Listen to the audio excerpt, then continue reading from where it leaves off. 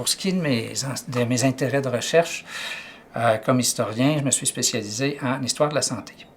Alors, j'ai beaucoup travaillé sur l'histoire des systèmes de santé, sur leur évolution, comment ils en sont arrivés à ce qu'on connaît aujourd'hui. Alors, vous savez l'importance que ça a, l'envergure que le système de santé a aujourd'hui. Alors, j'ai beaucoup touché à ça, je me suis intéressé. Ça m'a amené à m'intéresser aussi à la charité, à la philanthropie.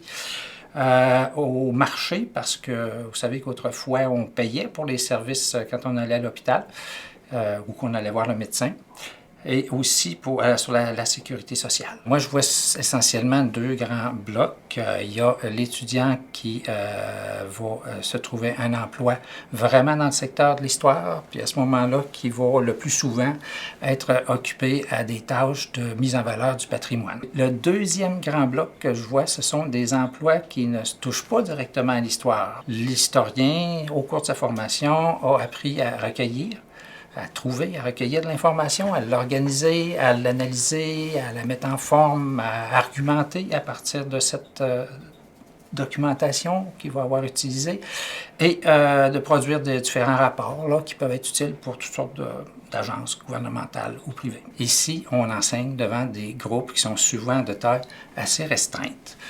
Ça nous permet de travailler d'un point de vue pédagogique avec beaucoup plus de souplesse, en ce sens qu'on peut s'adresser beaucoup plus directement aux individus plutôt qu'à un groupe de façon générale. On peut faire parler les individus, on peut les faire interagir, discuter avec. Donc à ce moment-là, on est plus à même de rechercher ce qui, pour chacun d'entre eux, là, doit être travaillé, quelles sont les difficultés à surmonter. Alors c'est plus individualisé. Ça permet en tout cas que ce soit plus individualisé, puis c'est vraiment ce qui pour moi distingue une université comme l'UQAC.